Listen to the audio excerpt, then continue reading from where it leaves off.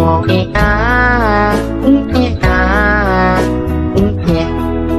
been a really, really messed up week. Some days torture, some days better. La la la, la la la. Jadi Bu, menurut penglihatan saya, Dayu ini berteman dengan sosok Pundiala, makhluk penunggu sungai. Sosok-sosok itu sudah mempengaruhi Dayu terlalu jauh. Mereka berniat mengajak Dayu ke dunia mereka dengan mengiming-imingi kekayaan. Hai, wassalamualaikum warahmatullahi wabarakatuh. Terima kasih sudah klik video ini. Oke, jadi di malam ini aku akan kembali lagi menceritakan kisah horor Wawa spesial Nusantara yang berasal dari provinsi Gorontalo. Halo Wawa Gorontalo, ya Allah pengen kali aku ke sana. Kapan insya Allah panjang umur kita jumpa Wak ya Allah. Oke, jadi seperti yang aku tulis di judul, malam ini aku akan menceritakan tentang sosok makhluk yang katanya Wawa ini merupakan urban legend di tempat dia dan keluarganya tinggal, yang sering disebut sebagai Pundiala. Aku jujur aku baru dengar soal Pundiala ini Wak dari Wawa nih lah. Nah, kata Wawa, Pundilaya ini adalah sosok makhluk halus sejenis kuntilanak gitu yang tinggal di sungai-sungai yang memiliki batu besar di dalamnya Wak. Nah, Pundilaya ini juga memiliki ciri-ciri khas katanya. Wajahnya cantik tapi kukunya panjang-panjang, terus rambutnya panjang gitu sampai menyentuh tanah. Nah, cerita yang akan aku bawakan kali ini adalah sebuah kisah dari sosok Pundiala yang pernah mengganggu ibunya Wawa. Tapi di sini mengganggunya itu berbeda Wak dengan gangguan-gangguan teror biasanya. Kayak mana gangguannya? Kalian dengarlah sampai habis makanya. Lagi pada ngapain kalian sekarang nih? Lagi makan? Lagi di kelas? Lagi di bus? Lagi selonjoran? Lagi nyetrika? Masa? Lagi ngapain aja lah kalian. Terima kasih banyak sudah nonton video aku ya sayang. I love you so much. Ayolah kita langsung masuk aja ke ceritanya. Apa lagi? Ya kan? Check it out. Tapi tunggu sebentar Wak. Sebelum aku masuk ke kisahnya, aku mau sampaikan satu informasi penting nih buat Wawa kesayangan aku semua. Karena di sini aku pengen makin deket dan sharing lebih banyak dengan kalian. Aku mau mengundang kalian untuk bergabung di YouTube membership Nadia Omara. Dengan menjadi YouTube memberku setiap bulannya Wak, kalian akan mendapatkan pertama, tambahan satu konten eksklusif dengan experience baru yang tidak biasa. Terus ada kalanya juga nih, konten eksklusif ini bisa menjadi tempat aku dan tim bisa lebih bebas berekspresi lagi tanda kutip, dan juga menyampaikan informasi detail yang tidak bisa kami sampaikan di konten-konten biasanya. Dan selain itu kalian juga akan mendapatkan badges khusus di samping nama aku di YouTube kalian, dan juga nantinya kalian bisa saling komen dengan berbagai emoji khusus khas Nadia Omara Channel. Tapi ini nggak ada paksaan Wak ya, buat kalian yang mau-mau aja. Cara bergabungnya juga gampang sekali Wak. Kalian tinggal langsung masuk ke halaman channel YouTube Nadia Omara, lalu klik tombol join atau gabung. Dan kalau sudah, kalian tinggal langsung melakukan pembayaran melalui dompet digital yang kalian punya. Udah selesai. Selamat bergabung dan selamat menikmati konten eksklusif dari kami di YouTube membership Nadia Omara. Kita tunggu kalian di room members only ya.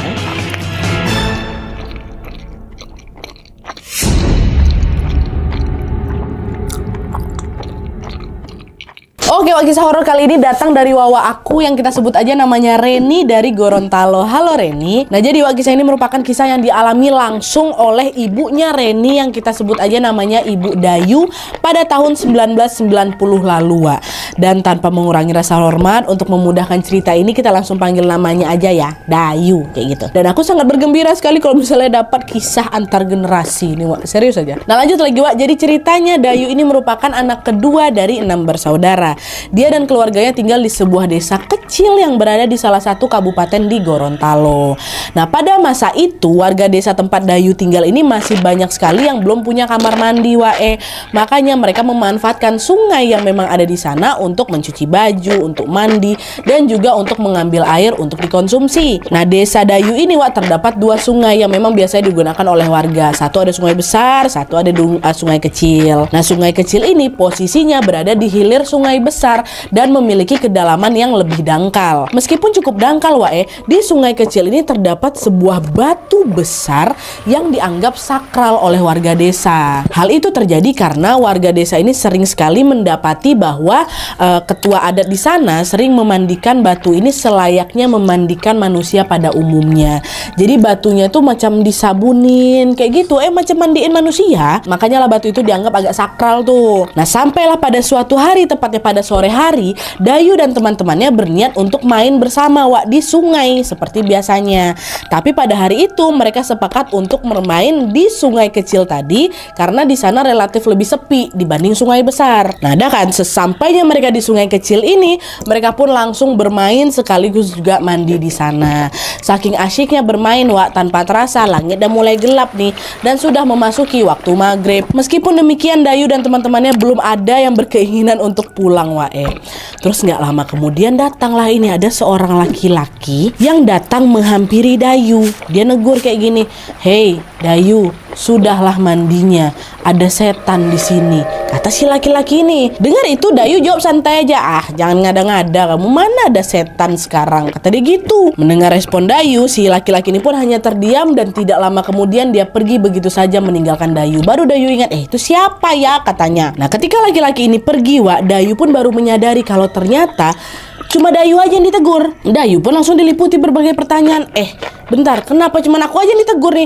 Padahal ada kawan-kawan aku yang lain loh di situ gitu loh. Tapi dengan segera Dayu pun berusaha untuk menepis pikiran itu dan berpikir, oh mungkin dia random aja lagi negur aku gitu kan. Nah, karena langit sudah semakin gelap nih, mereka pun barulah itu kembali ke rumah masing-masing.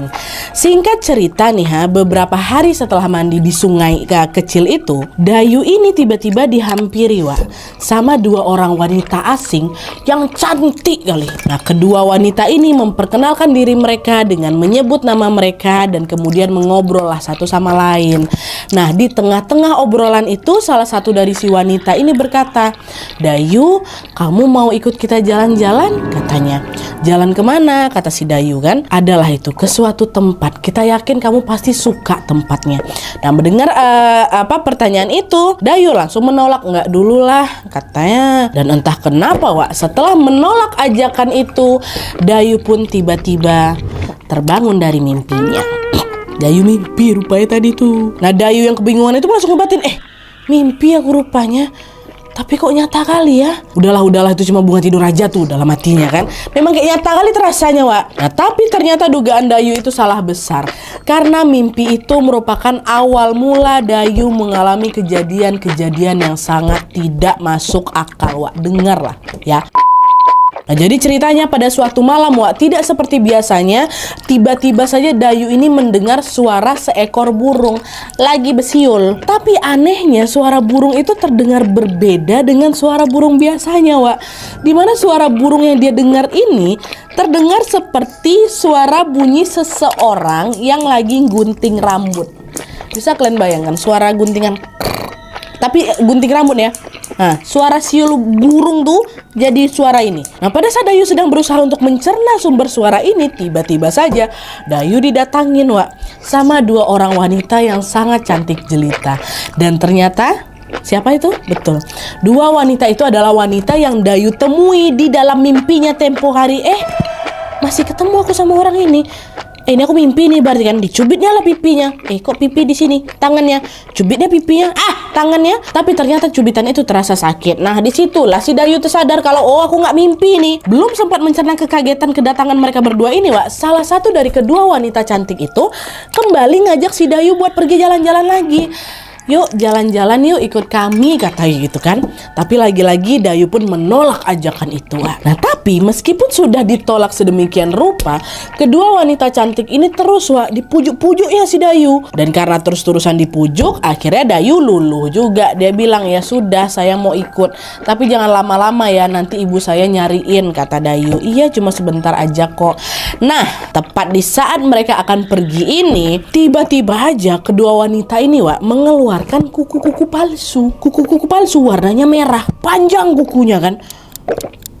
Nah, sepanjang ini juga lah ya, sejari telunjuk lah Nat katanya. Dan mereka pakaikanlah itu di jari-jarinya si Dayu. Dayu diam aja tuh, ngikut aja dia Wak. Mendapat perlakuan itu, Dayu nanya juga, bentar ini kuku-kuku ini buat apa nih kakak-kakak, katanya. "Kuku-kuku palsu ini akan membuatmu tidak terlihat oleh manusia," kata mereka. Disitulah Dayu langsung diliputi berbagai pertanyaan. Bentar dulu, kenapa mereka bisa ngomong kayak gini?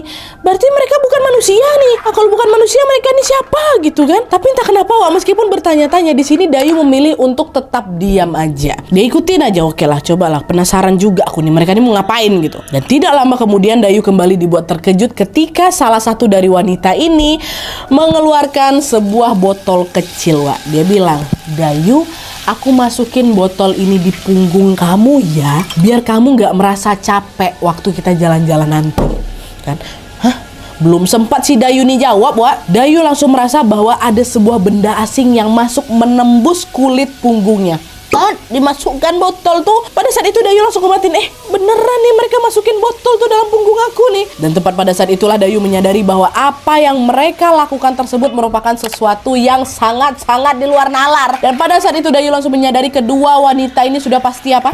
Udah pasti bukan manusia, ya jelas lah, mana ada manusia melakukan hal itu kan, Wak. Tiba-tiba ngasih kuku supaya kau nggak bisa ditengok sama orang, tiba-tiba ngasih botol masukin ke dalam supaya kau nggak jalan, supaya kau nggak capek jalan-jalan ikut kami. Ngapain? Nah di momen itulah, Wak, baru si Dayu ini merasakan perasaan takut yang sangat-sangat luar biasa. Aduh, kayak gimana nih? Ternyata mereka bukan manusia nih. Dengan perasaan was-was, Dayu pun mengikuti kemana mereka pergi. Takut juga dia, Wak. Aku udah kepalang bilang iya, kalau sana aku bilang nggak jadi, nanti mereka marah, aku dia papain pula gitu kan, takut. Udahlah, manut aja dulu bentar. Dan ternyata pada saat itu, Wak, Dayu diajak pergi nih ke sebuah pasar malam yang terletak di berbeda kabupaten. Bayangkan sama kalian, gak ada aku ngerasa capek, Nadia, kata Dayu. Dayu yang tadinya merasa takut secara perlahan-lahan berubah menjadi senang bukan main karena hal itu merupakan pengalaman baru baginya. Jalan-jalan ke pasar malam ini gak pernah sebelumnya Dayu lakukan, Wak. Wah, ternyata seru juga ya bermain sama mereka.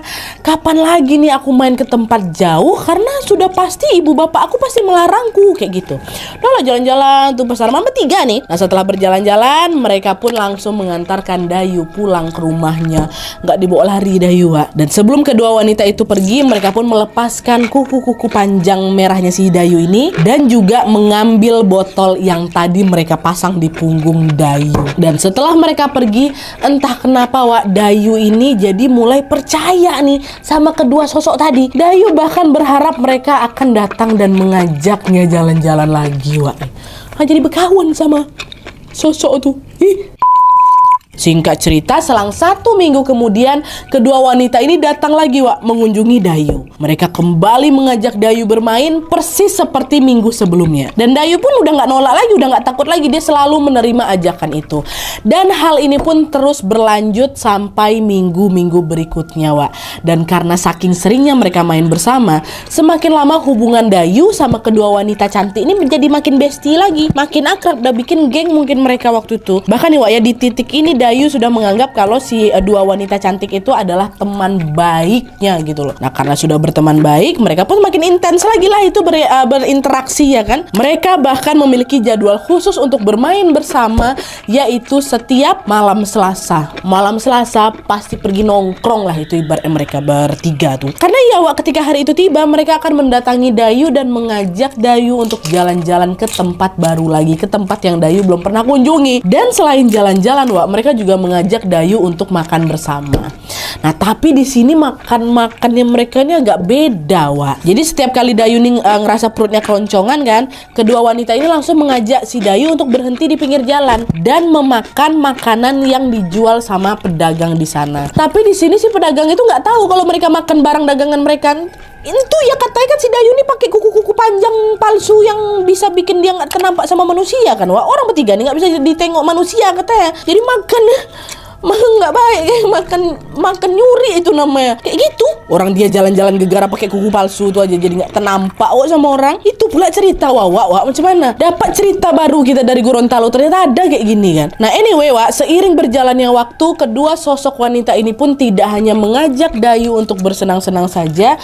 Secara perlahan-lahan mereka juga membuat Dayu yang dulunya pendiam berubah menjadi gadis yang usil, iseng. Jadi pernahlah pada suatu hari kan si Dayu ini bercerita tentang pertemanan gaibnya dengan dua wanita tadi kepada sepupunya laki-laki, kita sebutnya namanya Iksan kan. Iksan, kau tahu nggak, aku tuh punya 2 teman cewek loh, cantik kali, tapi dia goib. Mereka sering ngajak aku jalan-jalan, dia memang makhluk halus tapi mereka baik kali sama aku. Nah dengar kayak gitu tuh Iksan, masa iya ngarang gue ini, nggak percaya lah si Iksan kan, Wak. Mana ada makhluk halus ngajakin jalan-jalan, makhluk halus kan nangkut-nangkutin gitu-gituin lah, halu gue tuh. Dan omongan omongannya si Ihsan ini Wak ternyata buat Dayu kesal. Sehingga pada suatu malamnya Dayu mampirlah dia ke rumahnya Ihsan untuk menggaruk-garukkan kuku palsunya ke dinding kamarnya Ihsan sampai bunyi kayak gitu. Bunyi itu terdengar kencang kali Wak karena dinding kamarnya Ihsan ini masih terbuat dari anyaman bambu.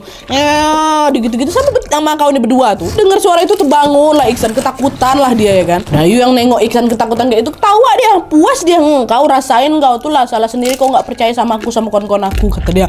Dan selain Ihsan Wak, Dayu ini juga pernah mengusili nenek-nenek, kita sebut aja lah namanya Nek Ido ya. Nah Nek Ido ini memang terkenal cukup pemarah Wak di kampungnya si Dayu ini. Dan pada suatu hari si Dayu ini pernah dimarahi sama Nek Ido atas kesalahan yang tidak Dayu lakukan. Gegara kesal kan Dayu pun diisengi juga Nek Ido nih. Betul Wak, datang lagi kedua temannya kan, didatangnya rumah Nek Ido ini. Disitulah lagi-lagi Dayu menggarukkan kuku panjangnya di dinding rumahnya Nek Ido sampai Nek Ido nih ketakutan. Sian lah ya Allah, Dayu, Tante Dayu ngapa gitu? Nah meskipun kedua sosok wanita ini membuat sikapnya Dayu berubah menjadi tidak baik Wak, tapi di sini Dayu sendiri belum menyadari akan hal itu. Dia masih kayak menikmati aja keiseng-isengan itu, padahal kan nggak baik juga perbuatan kayak gitu kan. Tapi yang terjadi di situ justru hubungan mereka ini menjadi semakin dekat lagi Wak. Sampai padalah suatu hari kedua sosok wanita ini pun mengajak Dayu untuk main ke rumah mereka. Dan kalian tahu rumahnya di mana? Rumah mereka adalah sebuah batu besar yang terletak di dasar sungai kecil tempat Dayu mandi itu Wak. Batu tuh kan besar, airnya kan dangkal. Nah, dia tuh dari situ tuh. Itu rumah mereka. Masih ingat kalian tadi aku cerita kalau di sungai itu ada sebuah batu yang disakralkan yang dimandikan seperti manusia. Batu itulah rumah mereka berdua tuh. Ternyata di mata manusia normal Wak, batu tersebut tampak seperti batu sungai biasa. Tapi di matanya Dayu setelah lama berteman sama mereka, dia justru melihat kalau di dalam batu itu adalah sebuah rumah megah yang semuanya perabotan dan bahan bangunannya terbuat dari emas katanya. Ketika masuk ke dalam rumah itu, Dayu langsung disuguhkan makanan berupa nasi kuning sama setandan pisang. Dan sejak saat itu Dayu pun jadi lebih sering lagi mengunjungi rumah temannya. Udah nggak ke tempat-tempat lain lagi Wak, nongkrong di rumah kawannya yang mewah kalinya. Sampai minggu-minggu selanjutnya gitu juga selalu bermain di situ. Nah sampai di sini, sampai di titik ini Dayu semakin terlena bermain dengan kedua sosok ini Wak. Bahkan bisa dibilang hubungan pertemanan mereka ini sudah terlalu jauh. Tapi sayangnya belum ada nih Wak seseorang pun yang mengingatkan akan hal itu. Kenapa nih Dayu kayak gini? Belum ada. Hingga akhirnya pada suatu hari ibunya Dayu yang kita sebut aja lah namanya Bu Murti mulai mencium gelagat yang gak lazim nih dari anaknya. Ini anakku kenapa nih? Jadi ternyata Wak, beberapa kali pada suatu subuh Bu Murti ini mendapati kalau Dayu ini pulang dalam kondisi basah kuyup. Langsung nanya lah Bu Murti kan, kamu tuh dari mana? Ini udah subuh loh, basah kuyup kayak gini, dari mana kamu? Mendengar pertanyaan ibunya, Dayu langsung takut Wak, gegara dia tahu mama aku nih galak. Dia mah jadi situ kan nggak mau dijawab sama mama ya. Nggak mungkin lah dia bilang aku habis main di rumah ke teman goib aku dekat sungai makanya aku basah kuyup. Nggak mungkin kan Wak. Nengok Dayu diam aja, mama marah juga. Kamu ditanyain orang tua kok diam aja katanya. Lagi-lagi Dayu di sini bukan cuma iseng aja Wak, dia udah berani kayak ngelawan mama ya. Nggak digubrisnya omongan mama ya, langsung masuk ke kamar bantingnya pintu. Merasa ada sesuatu yang tidak beres dengan anaknya ini, Bu Murti pun diam-diam mengamati Dayu.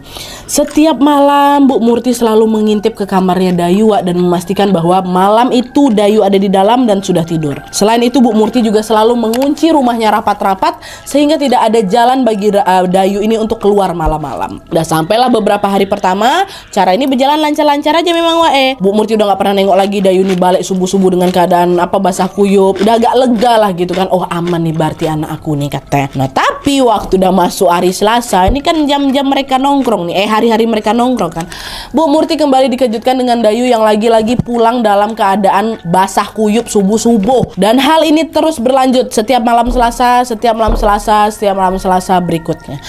Seperti aku ceritakan di awal tadi lah, jadwal main khusus mereka kan setiap Selasa malam kan Wak. Kayak gitu terus ditengok sama Bu Murti.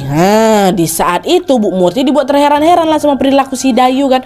Ini kenapa nih anak aku? Belum dapat jawaban itu Wak, Bu Murti makin dibuat terkejut lagi ketika Ibu Murti mendapatkan potongan-potongan emas kecil yang sering terselip di barang-barang di rumah mereka. potongan emas-emas kecil, ada. Dan anehnya lagi penemuan itu nggak terjadi sekali, 2 kali, enggak, berkali-kali. Pernah suatu hari Ibu Murti ini nemuin sebuah potongan emas terselip di antara nasi waktu mau makan ada emas. Bayangkan. Pernah juga di mana dalam perut ikan yang mau dibersihkan ada potongan emas juga. Kadang di lipatan baju, kadang di tanah dekat rumah mereka. Temu tuh, bukan selalu ada aja potongan-potongan emas yang Bu Murti temukan di rumah mereka tuh. Aduh, merinding aku bagian sini. Nah, mendapati kejadian yang nggak masuk akal ini, Bu Murti makin curiga lagi kan. Ini semenjak anakku kayak gini nih, ada potongan-potongan emas nih. Kenapa nih? Dia ada kerja sama siapa nih? Potongan emas itu ditemukan bersamaan dengan tingkah laku anaknya yang sangat janggal belakangan ini. Nanyalah langsung Bu Murti, kan kamu nih bergaul sama siapa, Nak? Pulang subuh-subuh bajumu basah kuyup, di rumah ibu banyak nemuin potongan emas, tapi kamu ditanyain selalu aja diam. Tetap nggak mau jawab. Dayu diam aja si Dayu. Dan karena kecurigaan itulah Bu Murti pun berinisiatif untuk mengawasi Dayu lebih ketat lagi.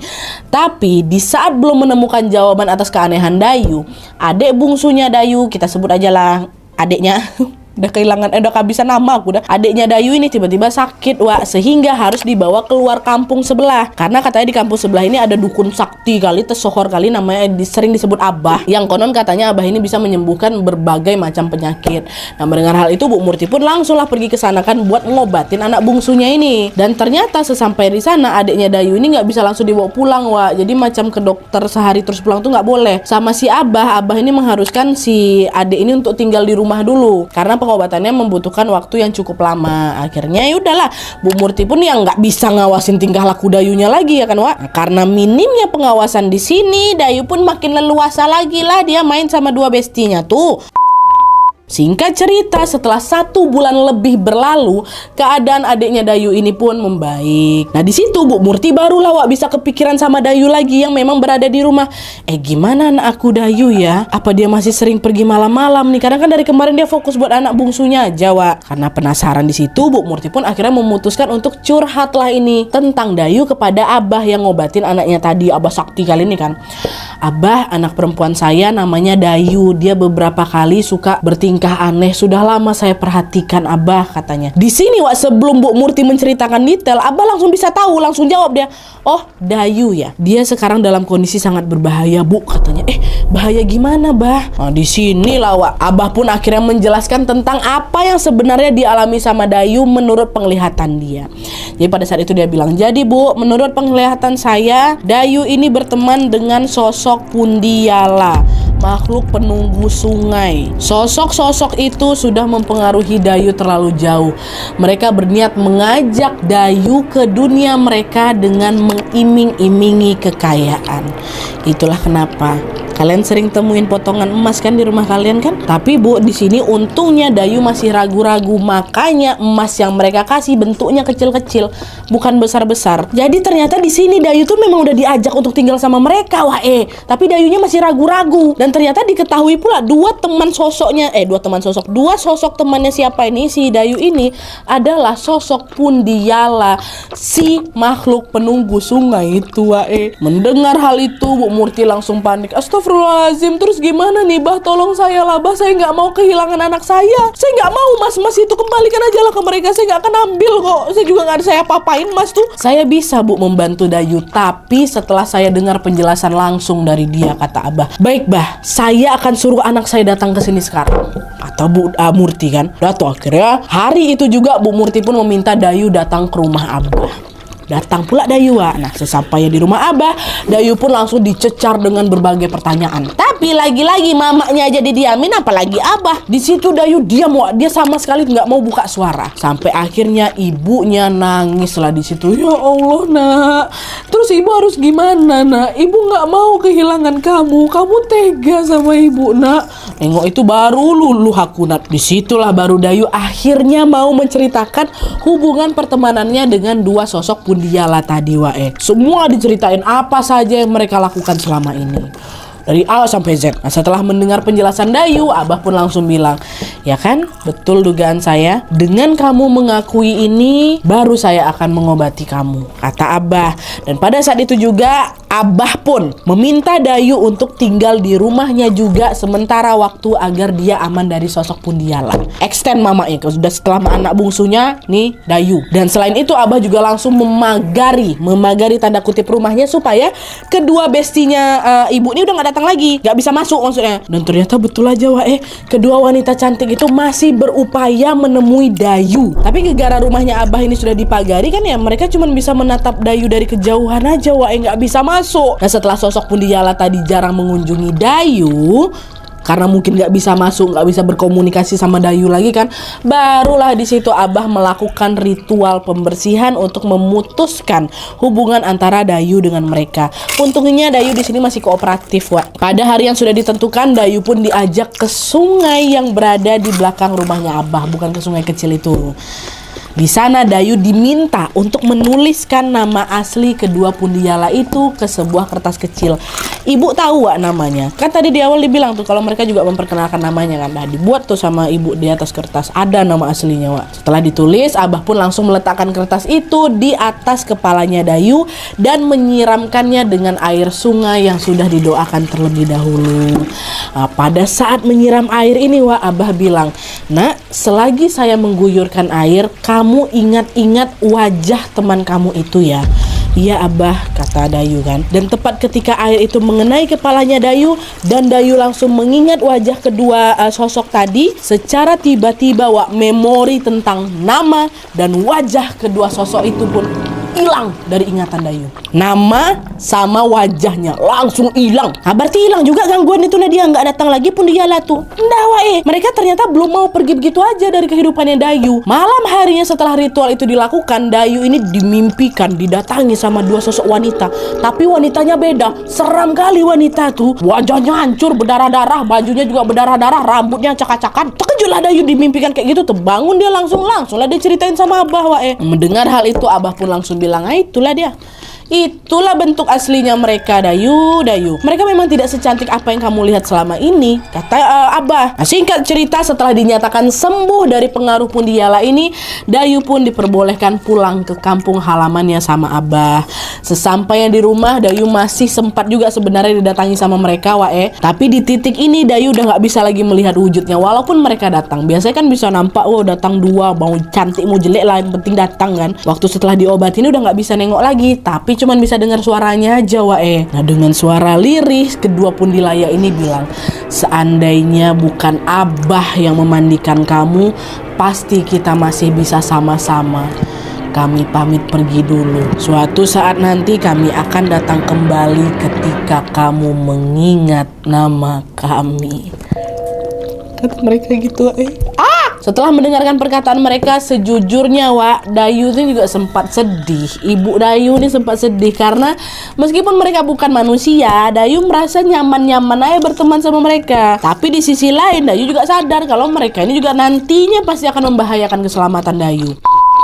Nah, jadi itu tadi kisah tentang pertemanan Bu Dayu, ibunya kita dengan dua sosok Pundiala yang katanya merupakan urban legend penunggu sungai di salah satu daerah di Gorontalo. Sedikit informasi aja buat kalian, hingga saat ini kata di belakang punggungnya Bu Dayu ini masih ada bekas lubang karena sering dimasukin botol Pundiala tuh. Tapi meskipun meninggalkan bekas yang nampak sekali pada tubuhnya, Ibu Dayu ini tidak pernah lagi didatangi oleh mereka berdua karena Ibu Dayu sudah sepenuhnya terlupakan, dibuat lupa sama nama dan wajah mereka. Sempatlah ingat tersebut datang lagi, mungkin kurasa tuh Bu. Waktu aku baca ceritanya aku agak kagum sama mereka berdua, sama sosok Pundiala ini Sebaik itu dia sama Bu Dayu juga gak diapa-apain kan. Tapi setelah dipikir-pikir, patutlah baik ada maunya kau. Dan kemauan itu kan juga berpotensi membahayakan nyawanya Bu Dayu ya kan Untung dilepas.